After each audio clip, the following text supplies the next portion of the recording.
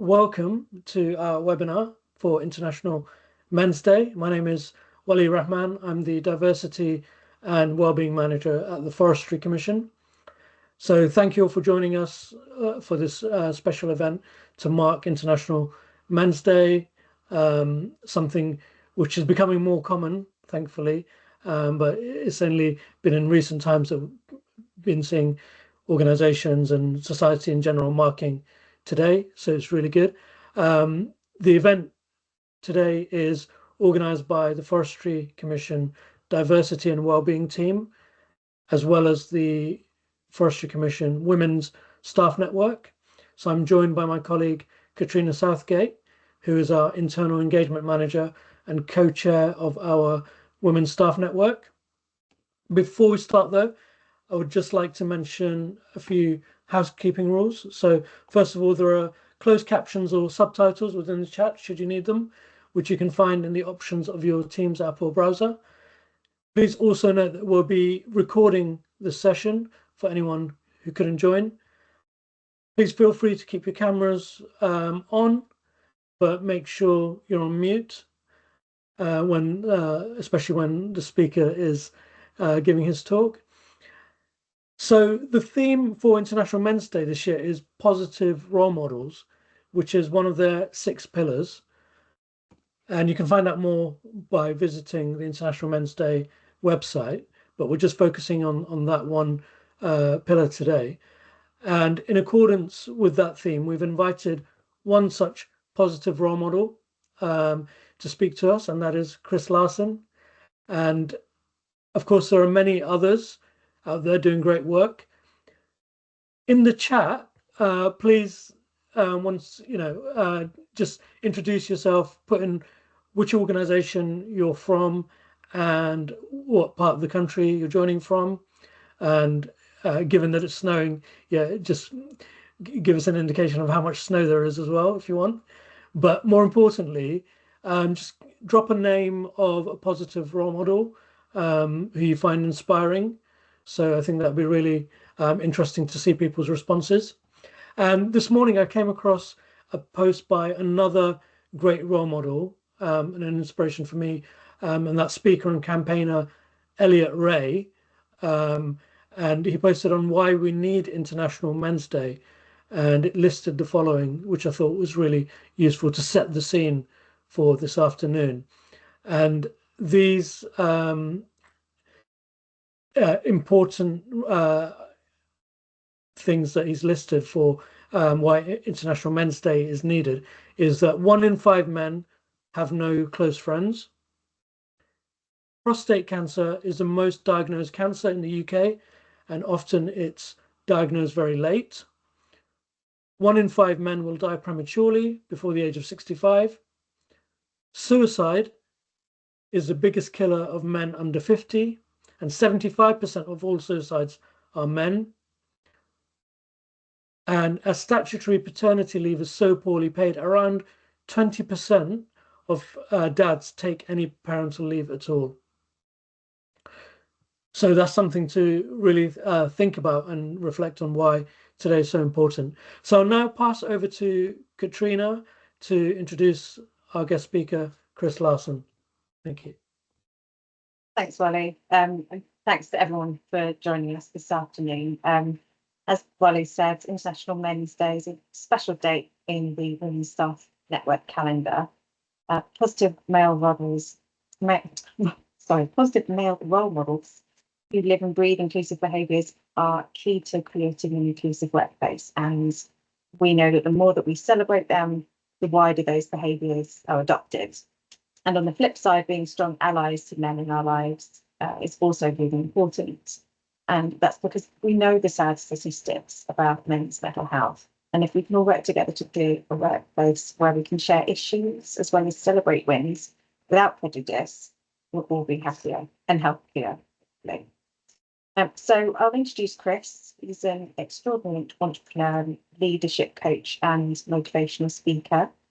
Chris supports many charities and communities and has recently become an ambassador for mental health charity Platform for Life. Chris started from nothing, even from school without any GCSEs, and started selling double glazing door to door. While dropping a friend off at an interview at Toyota, a conversation with staff there led him to taking the place of an absent interview member for an assessment. And this led him to being offered a job, which opened up the world of engineering. And that's where he developed his leadership skills and ended up managing thousands of people across different companies. So after that, Chris went on to gain an MBA, and after several corporate roles, launched his own company, Leap 76, which delivers leadership courses. So I'll hand over to Chris, and Chris will speak for around 40 minutes and then take questions. So if you could put the questions into the chat during the talk, then we can put them to Chris, and we'll try and get through as many questions as time will allow. Chris. Okay, so hi guys, thank you, Wally, thank you, Katrina. Yeah, no, thank you so much for allowing me to speak on not just a topic that actually this is quite a unique subject for me to talk about, because it's not just something that I enjoy talking about, that I have a level of experience in, but it's something where I am actually feeling exactly the same as some of the people who are sat the other side of this call. And, you know, we share the same challenges in this space. And it's something that when I speak about this topic, it's really important to me, because some of the things that I'm going to talk about today are things that are real life things that are happening in my life as well. And, you know, we're gonna enter into the notion of, you know, positive role models, but also what is the role of a role model, and then what are some of the challenges that, you know, men face in today's world. And I think that's a really good place to start, because typically, you know, I would explain about some of my journey, and I will do that a little bit. But firstly, I just wanted to start off. I know Wally sort of spoke about some statistics that are really powerful, and why do we need to do this? And you know, I just want to touch on a few and sort of talk about some of the same ones that have already been discussed. But I just want to enter a few others into your minds to think about. So 75 to 80% of suicides are men. Between the ages of 30 and 45, it's the biggest killer of men. The other thing to really think about is something that's really frightening that's happened more recently is suicide is actually the biggest killer of males between 10 and 18. Now, I guess not everybody on this call will have children, you know, not everybody will, but everybody knows a child between 10 and 18. So to think about the place that you need to be in your head, and the pressures that you must be under in order for the only solution to be to end your own life, is really one of the reasons why I am an ambassador in this space in men's mental health, because I think it's not unique to men, stress, not at all. But I'm going to come on to some of the reasons why I think men feel a lot of stress shortly, and I think that's really important to understand as well. Another thing that I always like to talk about, which I think is a really sort of frightening statistic, is that 4 out of 5 people jailed are men. And again, it's going to bring me around sort of full circle as to sort of, you know, why some of these things happen and what you think happens. So there's some of the statistics that I talk about. And I just want to say at the beginning, at the very start of this, is like, what are some of the pressures that men are under? You know, how do we feel? And I'm going to speak personally for myself, but there's some key virtues that sort of really drive who I am day to day and who I try to be. And some of it is where I'm just assuming a role that I believe I have to do. And some of it is around sort of presence, purpose, a mission, legacy. And what I mean by legacy is like, I feel like I have to take responsibility for other people. This is just me speaking. But I feel like I need to take responsibility for people in my family. I feel like I need to protect people in my family. I feel like I need to have answers for people in my family. I've been successful, and, you know, in some cases I've been, you know, really, really successful. But actually, when the lights are out, you know, and I'm not stood on a stage, I go home to the same problems as everybody else. And I've found myself before now not sleeping, not looking after my health. I found myself crying. I found myself not wanting to go home. I found myself in some really dark places because of the fact that I've just got this weight of protection and responsibility. And we're going to come on to talk about how, some of the people that we really look up to, why do we look up to them? So some of the other thing is around sort of direction as well. A lot of men feel like they have to show direction. Now, I don't know whether that is something that is delivered through other people expecting direction, or whether it's just a self-fulfilling prophecy within males to go and do that. But what I do know is that actually in the process of trying to manage and be all of these different people all of the time, it's going to create problems. So I wanted to start this off really by opening up to the group. Actually, I know a few of you have already wrote, who is a positive role model for you guys, and some of the reasons why. But just have a real think, something you can do at home or you can do yourself. Just have a real think about the positive role model, male role model that is in your life right now, or somebody who is potentially been someone who's been a catalyst for who you've become today, and list down some of the reasons why. And then one of the exercises that I was going to ask you guys to do a little bit later on is tick off some of them things that you think you're exhibiting yourself, because there's roles, there's role models, and then there's the role of role models. And I think one of the things that can be really missed sometimes is actually to be a role model brings its own challenges. And I know someone just put LeBron James. I had the pleasure of actually meeting LeBron James a couple of years ago. I work a lot with professional athletes, and I had the pleasure of meeting him. And whenever I've met anybody who I look up to myself and think, they've got it all, what I really realize is when you scratch the surface of it, that they are going through the same stuff that we are, and in some cases they're just driving around in nicer cars and on bigger stages. And the thing that we really look up to them because of is because they've got a talent that is sometimes, hard to comprehend how. But I think it's a really good exercise that I always get males to do, particularly in the space around sort of what are the consequences of trying to be all of these things. We've already touched on the fact that there's a lot of pressure on everybody in this world, but in particular men, where we feel like we have to be these things every single day. And who are we trying to be these people for? And a lot of the times it's really situational. So I just want to speak a little bit about me personally. So people will talk about me as an entrepreneur, a motivational speaker, a successful person. Do you know what I am? Number one, first, and the thing that is the most important thing to me is I am a great dad. I am an unbelievable dad. And the reason why I have to be able to say that I'm an unbelievable dad is because I never had a dad.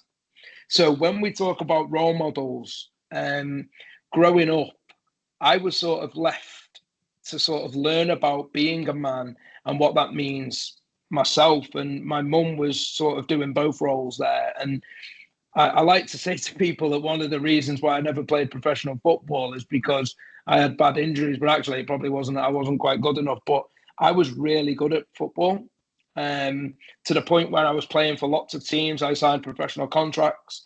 And one of the reasons why I actually couldn't pursue that career was because my mum couldn't afford to take me all around the country to go and play football, and she couldn't risk, spending that level of money when she was trying to keep us all, in clothes, in school uniform and fed. And when I often think back, and I don't know if this is the right or wrong thing to do, but I often think back about, I wonder if that would have been the same if I'd have had a dad at the time.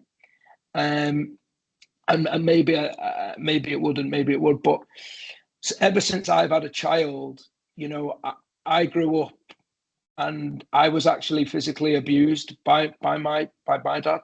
So growing up, I had a real struggle. I didn't feel like I belonged even in my own family. And people talk quite a lot about, not belonging in, various different work senses. And, people speak about imposter syndrome. And the weird thing for me was I sort of felt imposter syndrome in my own home growing up. And what it led me to do is it led me to sort of shy away from a lot of problems. I was scared of everything growing up. I was literally fearful of everything, from going to school to leaving the house to holding conversations with people. I was so afraid as a young child. And I remember one of the things that I made a promise to myself about was that when I become a parent, when I become a dad, I'm going to make sure that my kids never feel the way I felt. And that's one of the things that I look at now in my life, is that I think about, I've got a 5-year-old daughter and I've got a 23-year-old daughter. I like to leave a big enough gap so that the other one can babysit. But literally, I love my kids, and to me, as much as anyone can say anything about what I've done and what I've achieved in my professional career, nothing carries more weight for me than my kids saying I love you, or I thank you, or I appreciate you. And my daughter lives in Dubai now, my eldest, and she sent me a message the other week that actually, I very rarely cry or get upset or anything, and she sent me a message the other week that sort of, I couldn't quite cope with what was being said, but she just said, I just want to say thank you for being you. Thank you for supporting me in everything that I've done. Thank you for being there. She said, you don't only celebrate the things that I do well, but you're always there when I fail. And I just thought to myself, that I've done a great job. If that's how she feels, because I never felt like that as well. So being a great role model for your children. And I know some people put in the chat that, my dad or my family members. And I think that's a real special thing, because I really love it when people's role models are people who they're emotionally connected to, because we're not just seeing them for their talent. When we didn't get any interest in them because of something they were really good at, we emotionally connected to them, and they have become our role models, not because of what they said or did, but because of the way they made us feel. And I think that's a really special thing. And I think that, nowadays, when I hear from my daughter from Dubai, and, I love to see that she's doing well. I love to see that she's taken risks in her life to try and dare to be different and be great. And hopefully I've supported her through that.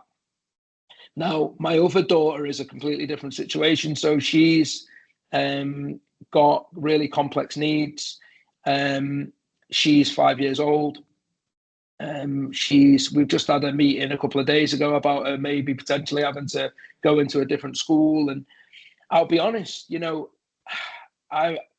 as much as I've achieved in my life, just through that one situation, I feel like I've failed. Now, because my daughter has special needs and I can't solve that problem, I feel like I'm failing as a parent. And the reason why I'm saying all of this is some of the challenges that, it's not exclusively men, but this is some of the challenges that men face. Now, the bigger pandemic around all of this is the fact that, where are the safe spaces for us to speak about this? So when I feel like I'm letting my children down, who do I have that conversation with? My partner, who I also feel like I need to protect. My mum, who's got cancer, who's maybe I feel like I need to protect.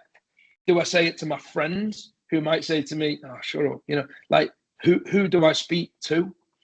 And these are things that are like real life that are going on. And I think it's really important to be authentic and be genuine. And I always try to be that. And I think, I just think back to the past 2 weeks of my life, and no matter what, if I think about some of the professional things that have happened in the last few weeks, I've signed £1.5 million worth of work for my company. I've recruited 6 people in the last month, actually, that is, but I've recruited 6 people. I've spoke on stages to, over 5,000 people.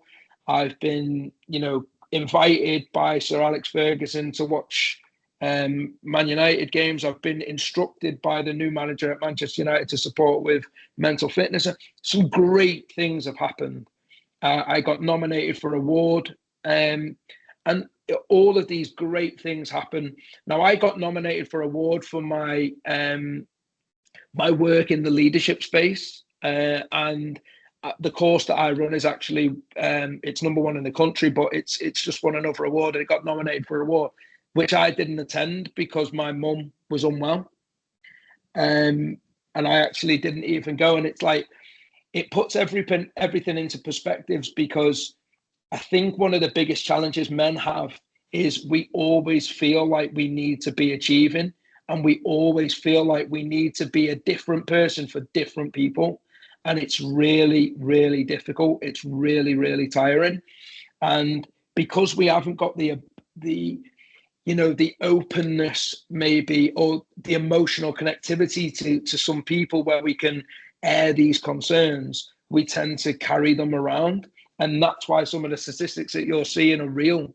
To have people between the ages of 30 and 45 and having the biggest killer being suicide, which is a really preventable death, that is really, really worrying.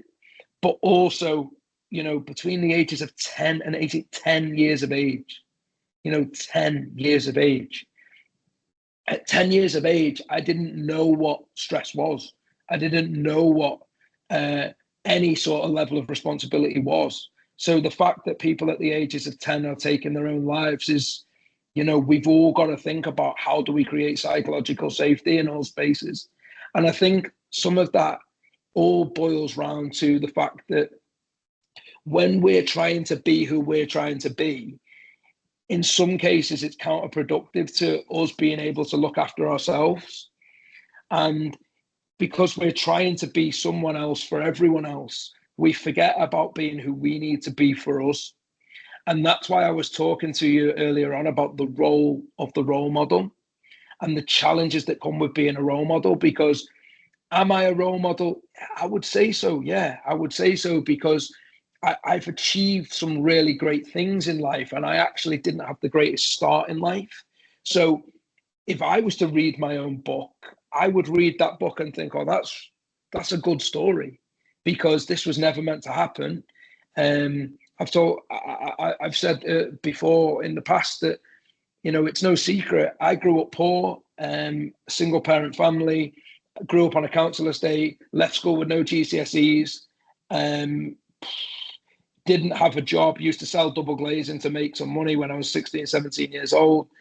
And I grew up around, my family was full of people who, were from that background and that life. And so were my friends. And, some of them were going to jail, some of them were drug addicts. And I had to sort of navigate my way through childhood and growing up, trying to make good choices. And, now if I think back to, where I come from, I run a really successful organization. I help thousands of people. I do talks for hundreds of thousands of people. I've got, £1 million houses. I've got lots of things, but ultimately it depends what you call success, because I constantly get remembered, and this is part of the problem.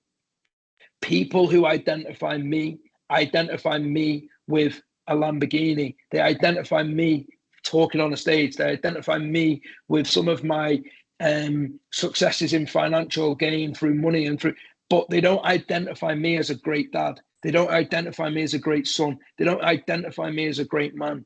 And this is part of the issue, is the fact that all of the things that I said are the key virtues that we feel every single day we're having to contend with is also how we be judged. So one of the things that I often say to men in this space, and I run lots of programs that are exclusive to men about driving emotional intelligence and self-care. And some of it starts with we can't expect it from other people to begin with, but you can expect it from yourself. When was the last time you asked a male friend, how are you feeling, and actually really listened to the answer instead of that just being a pattern of life? How many times, when was the last time maybe you created psychological safety because you could identify that somebody was in a struggle? When was the last time you identified that someone was going through something that you know the data and the history tells you that they are really stressful situations, whether that's a high profile job, whether that's a breakup in a relationship, whether that's a death of a family member, whatever that is, redundancy, anything. When was the last time? Because we know that that's a stressful time. Did we pick up the phone and say, listen, I just wondered if you wanted to go for a beer or a coffee, and we can have, and when you get there, you have a conversation about how they feel. Because this is the issue that we've got with men and men's mental health, is we're always having to be seen to be this person to ourselves, but primarily we are also judged on them things that are actually the things that we shouldn't have. And I think that, I often say to people, every single day I try and create psychological safety for an individual from every level of diversity. So what I mean by that is I will speak to a female, I will speak to a male, I will speak to a child, and I will ask them or try and create psychological safety where for that one moment, I may be the light in a dark room for them. I may be able to offer advice. I may be able to just listen. And we have to do something about this, because there may be, I don't know how many people exactly are on this call, but that are men, or actually, even if you're a woman, how many of you have been affected by or known somebody who's died by suicide, or somebody that's in prison, or somebody that's going through a tough time that's really struggling with mental health? Someone that's an alcoholic or a drug addict because of a coping mechanism that they can't deal with all of these pressures that are given to ourselves and reinforced by others. I'm pretty sure that'll be 100% of the people. And this is where my call to action comes, is you have to start with looking out for creating psychological safety for the people around you, for the men around you. Men, we do not like to speak. We do not see vulnerability as a strength. We see vulnerability as a weakness. We don't speak about it. So therefore, we also don't have many avenues where we can speak about it. So please become that for other people, and just let that be normal, because I don't want to be sat, speaking to you guys again in 5-10 years time and saying, oh, actually, now it's the biggest killer of kids. Now it's the biggest killer of these. And, I don't want to be doing that. And we, on our own, we cannot change anything, but together we could change everything. If people started to create psychological safety, we would start to create these environments where men can speak. And I mean, this is a little bit hot off the press, but I've currently started a business I started a business last year that I'm doing a little bit of work on, that is all about this. So actually, it's about creating psychological safety, not just for men, for anybody, but they're going to be sort of themed days. So they are a center or a hub where people can come, and we'll do a virtual, a set of activities. It could be a pool night, it could be whatever, it could be anything. But what the whole purpose of it is I'm just going to use that as a vehicle to make sure that I can give people psychological safety. And if they want to speak, they can. And I'm going to make it really normal to do that. And I'm going to do that because I really care about it. And I really care about it because, if I can be brutally raw with you guys, around 3 weeks ago, a friend of mine took his own life. Somebody who was really close to me, actually, because of some of the stresses of work, relationships, fell into a bad habit of coping with that. Irrespective of how many times we reach out, sometimes we just become really busy and we become, self-consumed. And I think that after the event happens, you always look back on it and think, what could I have done differently? is there anybody more? This is what I say to myself. Was there anybody better placed than me in this country to help him? No. So what happened? What went wrong? I got too busy, maybe I don't know, but I just know that it's a horrible feeling, and we've got to do something about it. And you know, we've all been there. So the one thing that I want to say to you guys first and foremost is, please create them safe spaces, because if we're talking about men's mental health, and before we come on to celebrating role models and the things that we do really well, let's just make sure that we leave these talks, because you've got two choices, right? You can listen to everything that we're talking about now. We can listen to everything that we're talking about with the pressures and the strain that we have on life and how we cope with that. And we can say to ourselves, oh, okay, that was good, or not. And we can just get on with our life. And guess what? At 3 o'clock, you're back into a pattern of life. And this might have also been a pattern of your life. You might just fall back into your pattern of your life, but you've got another choice as well. And the other choice is to say, I'm going to do something. Now, you can't do everything. You can't dedicate your life to it, but you can do something. So please, all I want to happen is just please remember that, it's really important that we create these environments for not just the people around us, but for ourselves as well. So, do that, because that's just a call to action that, I believe everyone should do. And retrospectively, it's a really, really horrible feeling. And, we now have time to be really proactive. So, okay, now let's talk about the positive side of, being a man. We do some great things, and there's times when we do have to be the protector, we have to be the safety, we have to be the provider, we have to do these things. But actually, you're talking about some people who, have fought in wars. We're talking about some people who have developed and exhibiting some really positive attributes. One of the things that I really like about a lot of the men that I work with in my life is they are really great at taking responsibility. And I'm not saying this is exclusive to men, but we're just talking about men, right? Which there's no harm in that. That's another thing that we try not to do, because it's inclusivity. We don't do that. But actually, everyone's got a space, and everyone needs a forum where it's just about them. And some of the men that I work with that I really value their inputs is they take a lot of responsibility for the things that they're responsible for. And one of the other things that I really like as well is, I'm stuck in Wiltshire at the moment. Great part of the world, well, yeah. But I'm stuck in Wiltshire at the moment because I'm doing work with a business.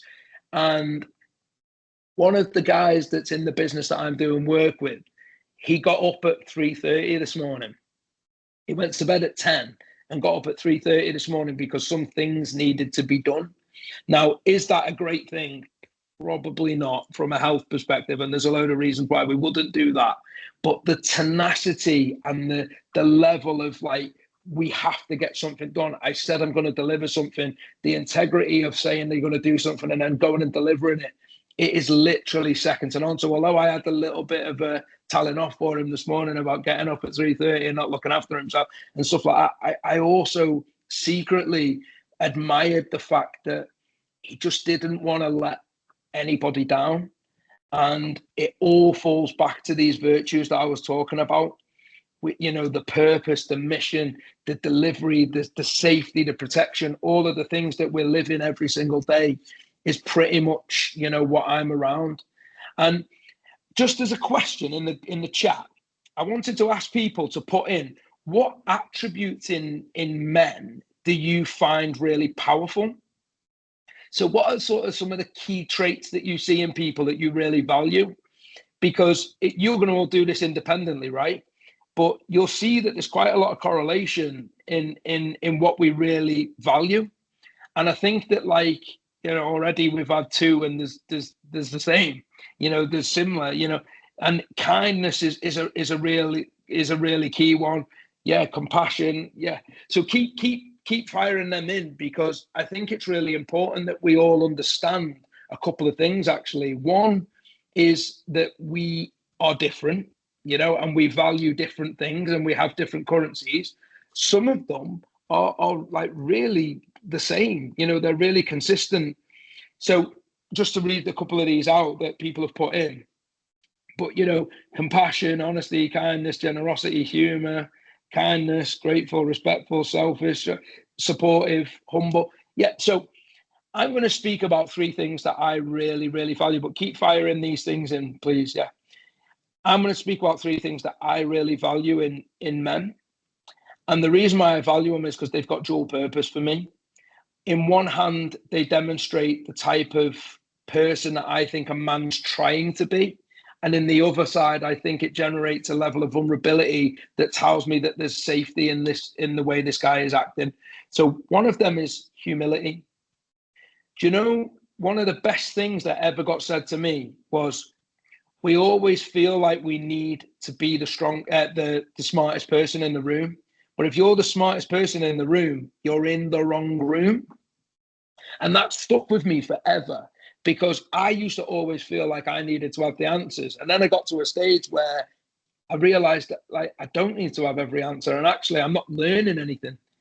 I'm never learning anything, because I'm always putting myself in rooms where I feel like I'm superior. I feel like I have the answers.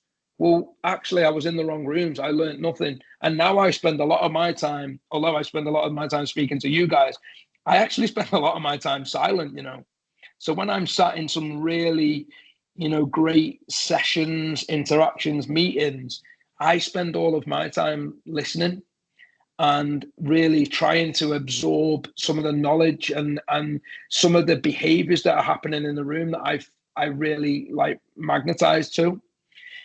The second one is authenticity. Do you know, when you can really genuinely be yourself and you can really live and breathe who you are every single day, it stops that thing where you're having to put on all of these different hats every single day. When you are totally true to yourself. So what I was saying to you earlier on is, the most important thing for me is I want to be remembered as a great dad. Now that matters to me. It might not matter to you. It matters to me massively, way more than anything that I've ever achieved in my professional life, is be a good dad. Then my next one is be a good son. Now, the key thing for me is the exact behaviors that I exhibit to be a good dad are support. I demonstrate honesty, open communication. I give feedback, whether that's good or bad. And I accept feedback. I have levels of humility where I don't always have the answers. I don't need to always have the answers. I am vulnerable, which is actually my third one, but vulnerability is also in there as well. Now, why are all of these things important? Because it's funny, because you've raised a lot of these things as well. And the only other one I would probably add in there is, I always do what I said I was going to do, which I guess you could call integrity. And that's with my kids, by the way. This is just with my kids. Think how many of them traits are really transferable to me in my space as an owner of a company. I have sort of 38 staff, coaches deployed all around the world doing stuff. I'm working with thousands of people annually, whether that is one-to-one or in teams. I'm working with football teams, professional athletes, whatever that is. Them traits don't change. I foster them exact same values, them exact same traits all of the time, which means I'm not being tired because I'm constantly changing my cap to the situation I'm going into. My final one is that vulnerability piece, though. It's like, it is not weak to be vulnerable.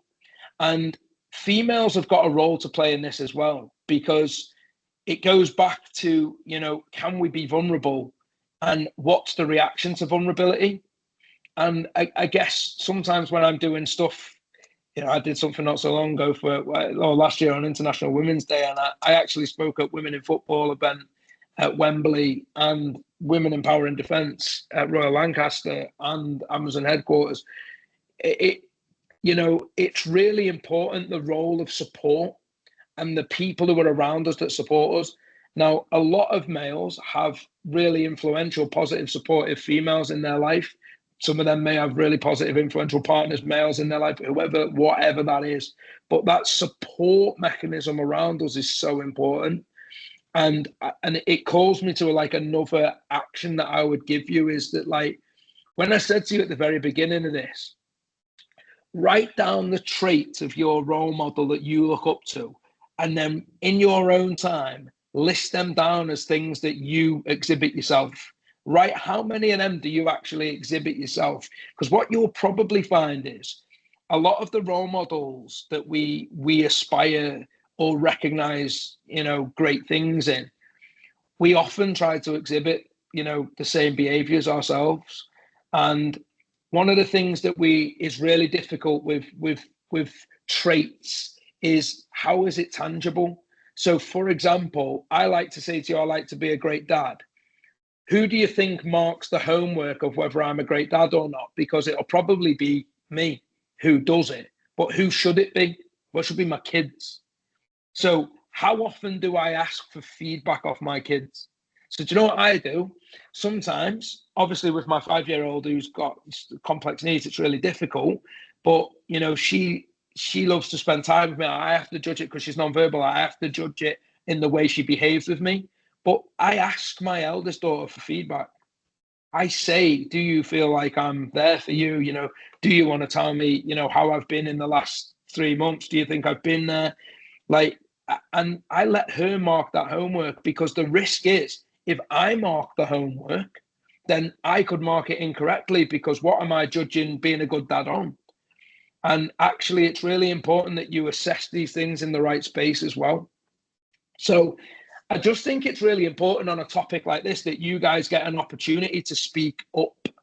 I know we've spoke a lot about, role models and the role of a role model and the pressure that brings as well. But we've also spoken about what is the consequences of us not creating psychological safety. If we're going to be talking about International Men's Day, we should also be talking about International Men's Mental Health. How do we navigate our way through this world where we're always trying to be something, and people are also judging us on them same things as well. Now, I'm not blaming you guys here, but not a lot of people would know that I'm a great dad or I want to be a great son. They'll only know me for what I do professionally. But actually, isn't it weird that that's how everyone else is judging me? But actually, I don't judge myself like that.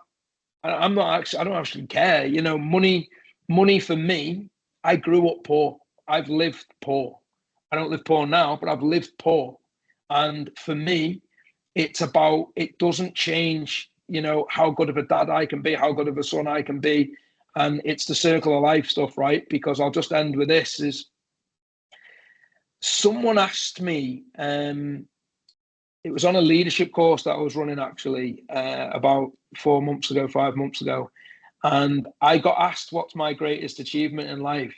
And again, this is a really consistent thing. That's what people want to know. They want to know, was it working with Man United? Was it working with Anthony Joshua? Was it talking on stage? Was it meeting the Queen? Was it and I've done all of them things, right? And I told them this really short story, right, which hopefully resonates with some people. But I've already told you I grew up really poor. Yeah, my mum had zero money. Again, remember, we come from a really abusive household, so my mum, I could see, was really struggling with stuff as well.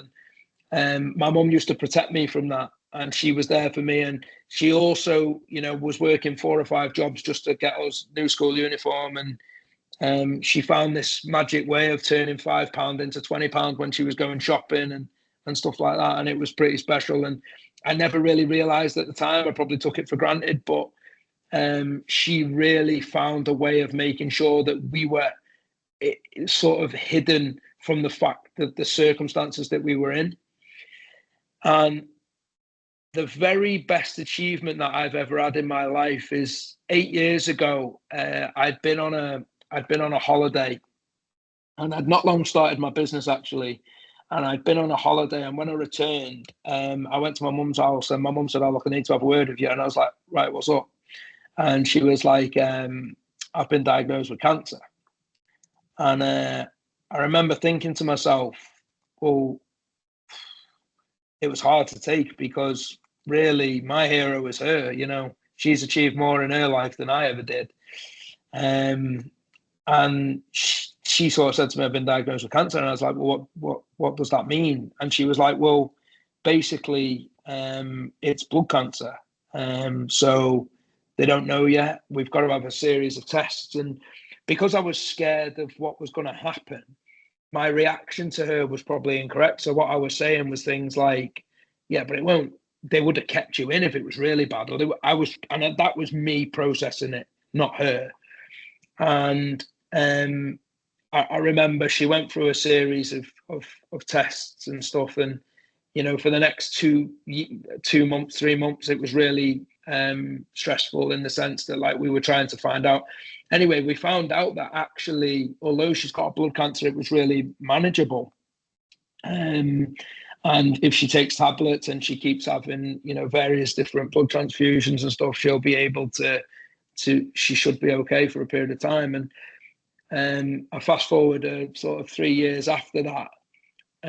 My mum was a drug and alcohol counsellor, and she was going to work all the time. She's very similar to myself, takes a lot of other people's problems on, really wants to help people, and that's what she was doing. And she was literally, I could see that she was getting iller, sicker.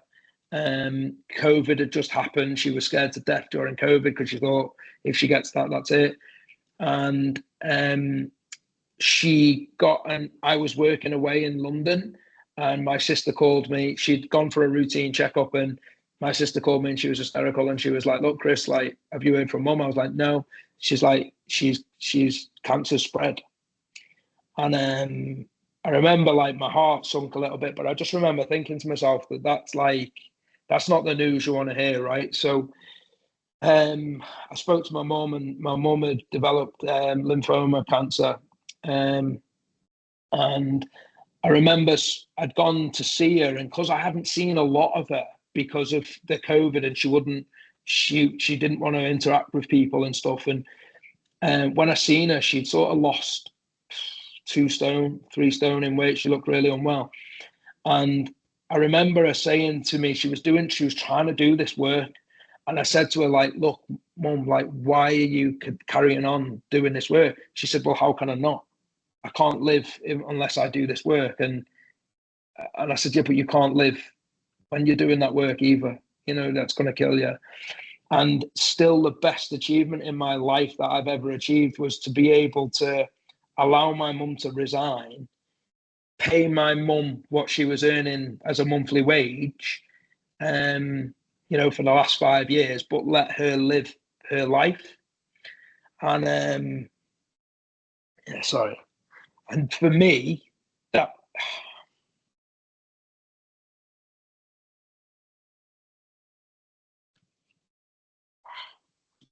one second. For me, that is by a mile, like, the best thing I've ever done. Like, for me to be able to look back on that and say, you know, for however long she's got, I was able to provide her with less stress and stuff like that. It's basically like the circle of life, which is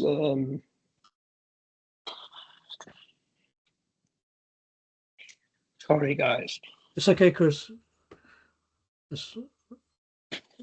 Okay. Yeah, this is like how important it is to me. So, like, you know, people can say about achieving great things and, you know, helping people achieve great things and having nice stuff, but, you know, life is that.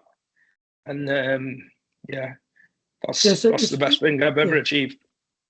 That's really powerful. And yeah, to take a few moments, just reading some of the comments there, really powerful and truly touching. And it's exactly what we, as difficult it is for you, it is what a role model, a true role model is, and true achievement, you know, can be always measured by material success. And like you said, success is all relative.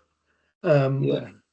This is yeah, and we're getting some really positive Yeah, comments it's in the chat. just real life, isn't it? I mean, Yeah. when you really look at it, people, it's crazy because people associate me with cars. Honestly, people will talk to me about a car. Oh, how great must it feel to go and get into a Lamborghini? I'm like, what are you talking about? Like, it's a car. It doesn't fit. It's an achievement because you can go and get it. And I guess people aspire to get things, but I don't aspire to get anything. I aspire to be a great person. I try and be that for everyone that I work with for, and this is just a prime example of like how, yeah, look, I'm as genuine as they come, and when I stand on a stage and I speak in front of people, a lot of the time I'm talking about something that's about inspiring other people or motivating other people, but for me to be authentic and real, there's two ends of that spectrum, right?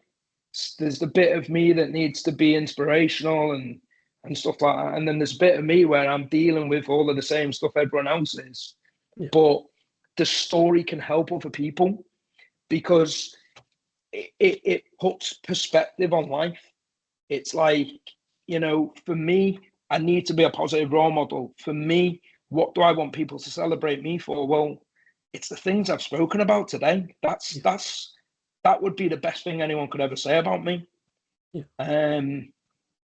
But yeah, I do think it's a really important topic, and I guess that vulnerability for me, I don't sit here and say, "Oh, I'm not going to talk about something because it could make me upset." Because if I'm speaking really candidly here, like if I can't be vulnerable, I'm not being true to myself. So I'm not authentic anymore. I can't say to you guys be vulnerable and then not be vulnerable myself, because this is me. And I think it's really important that people get to hear about some of the challenges that we have and how we've coped with them. But I'm sorry for No, exactly. but listen, I think it's real. Yeah. I think that's a good note to end this part, I think, and then we can take some questions, because I think, absolutely. as you said, you can never underestimate the power of sharing stories, and if it can help one person, then you've done your job. So really appreciate that openness and that vulnerability you've shared with us. So do we have a question from Katrina? Hi, yeah. I'm sure there'll be a couple of other questions that is coming into the chat, but I just have one I've been thinking about for a while. First of all, I just wanted to say thank you so much for your honesty. And it is sometimes easier to be real in front of strangers, and you never know, do you? When different emotions are going to come to the surface. So we're all, I think, really happy to be the people that you needed to share that with. So aside from us, for example, I was interested in who the people are that you go to, and how do you look after yourself? Yeah, I mean, that's another really good question as well, because I think one of the things that I've learned over recent years is that you have to create, I call it the power of five, and I call it the power of five for a number of reasons. One is you'll be the average of the five people that you spend the most time with. So, it's really important that if you aspire to be something, or you want to be something, you got to surround yourself with the right people. But also the power of five I talk about in support, because I think I need to have someone that I need to be able to go to have fun. I need to be able to go and find somebody who I can cry to. I need to go and have someone I can gain sort of real great advice from. I need to go to someone who doesn't shut up and I don't actually get to do any of the speaking. So it's like shut down time. And I might need somebody who I can just go and vent to, who I can just download, who's maybe not going to say a lot, but, I call it the power of five. So like I have a group of people, and situationally, I know who I need to go to for depending on how I'm feeling. the other key aspect of this is, and I know someone just put this into the chat, is that like health is wealth. You have to invest time in yourself, whether that is going for walks, whether that is doing breathing techniques, whether that is doing meditation, whether that is reading, whatever that is. I'm talking you time, investing you time in you. And it's like, whether that's the gym, whatever. So I used to compete at boxing. I had 25 fights at boxing, and I still now try and do as much of that as I possibly can. I have had a couple of bad injuries recently, which has kept me away from that, but I definitely feel it when I'm not doing it. So as soon as I stopped, I might not be able to feel the benefit when I'm doing it, but I feel the effect if I stop. So I definitely try and keep up with that. And yeah, they're my sort of team. They're my squad of people. I love that. My brain's instantly going to be my fiver. Yeah, that's what everyone does when I say that. It's like, who's my fun one? No, it's literally, I call it the power of 5. Yeah. So basically, if I'm talking about business ideas or growth or evolution of something, I always think to myself, who do I want to be around? Who grows me as an individual? Like who, and they're not just successful people. Like they can be just like really creative people. They can be people who challenge you. Growth is a weird thing, isn't it? Because you just don't surround yourself with successful people and you'll become successful. You need to surround yourself with people who grow you. And that's the problem. I do a lot of work with teenagers. They spend a lot of time around people who shrink them. So actually their power of 5 is really low. The averages can be really low. And then actually they end up in, really difficult situations by having to find a way of coming out of that. But yeah, that's how I look after myself. Thank you. Thanks for answering that. Any other questions in the chat? Unfortunately, we can only take questions if you type them in. So I think if you've got one, we'll be able to take that, and that'll be the last one as we're nearing the end. Yeah, sorry, I into question time a little bit. No. While I think someone's typing in a question, but while we're waiting for that, just a quick one from me. And in terms of positive role models, and especially male role models, because we talked a lot about the fact that the attributes we were talking about are not just limited to men, but also obviously women. But how important is it for young boys to have male role models as well as female role models? So I'm not saying one or the other, but having male role models as well. If you think about it, it's super important because the shaping and the conditioning that happens is more pertinent in like before the age of 16 actually. So by the age of 16, you have probably developed a lot of really concrete traits, conditioning, things that you value, because that's where a lot of our growth has happened. So I think it's really important for young boys to have somebody that they look up to. But for me, it's more important to understand why. Why do they look up to them people? Because we live in a world where a lot of the kids that we speak to, if you said who's a positive role model, they'd say, Ronaldo, they'd say blah, blah, blah. They'd say athletes, really, that people who we enjoy to watch. But actually, can they really resonate with a value and like who they are as a person? And if you've got kids, really get them to tell you why. That's why I got you guys to write down the traits, because sometimes we say that we really like people and they're a role model for us, but for the reasons are quite shallow.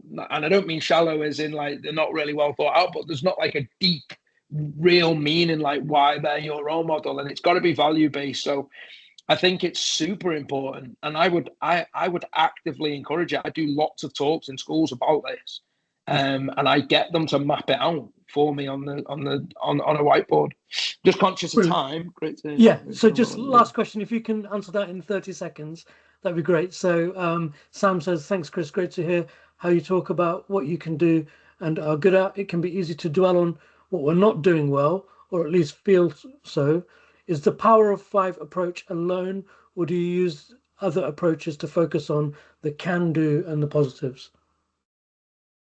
Yeah, I mean, there's lots of techniques that I do. I think when I talk about the power of five, I just mean it in the sense that, like, you know, even within that team, I value certain attributes in people depending on what the objective is. So if I want to grow a business, I need people who are like really challenging, and I think it's really important to have people around you who who are there that they know how to deliver challenges, they know how to critique without disheartening and squashing confidence.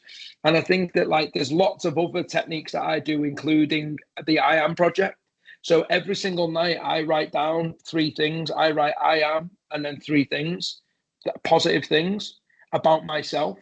And the reason why I do that is because one day when I'm feeling really low on confidence, I reread that and I look at that, and this also helps me focus on real positive things that I'm really good at.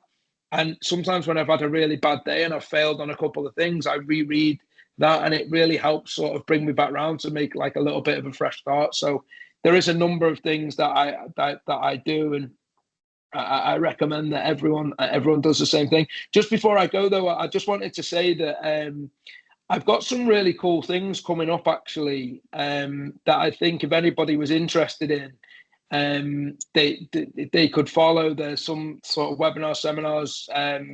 There's some really good discussions with some really good people actually coming up. So if anybody is interested in anything like that and they want to give me a follow, the best platform is probably Instagram. It's Chris Larsen 76 on Instagram. You'll find me, and keep your eyes out on that, because there's a lot of stuff I'm doing with teenagers, but there's a lot of stuff I'm going to be doing with sort of podcasts with some really cool people, which I can't really say just yet. But yeah, there's some really cool stuff gonna come out. But yeah, thank you so much. Can I ask you just to share those on LinkedIn as well? Just Chris Larsen on LinkedIn, I think. Yeah. But yeah, so they'll be on LinkedIn as well. Yeah, it sometimes the stuff that I do, doesn't all go. I don't run my social media because I don't have time for social media. But yeah, I'll definitely make sure that stuff goes on, and anyone who wants to join can. Thanks, Chris. I'm afraid that's all we have time for, unfortunately. But yet again, it's been an absolute pleasure having you talk to us. So it's the second talk you've done for us in 2 months, and we'll hope to have you back again. But thank you so much for sharing all of your insight and your knowledge. And I hope, I know it would have helped a lot of people on the call, and also those who watch the recording afterwards. So thanks again. Apologies for going slightly over our time, but thank you all for attending, and thanks to Katrina and the Forestry Commission Women's Staff Network as well. Enjoy the rest of your afternoon. Thank you. Yeah, thank you so much, guys. Take care. Thanks, Chris.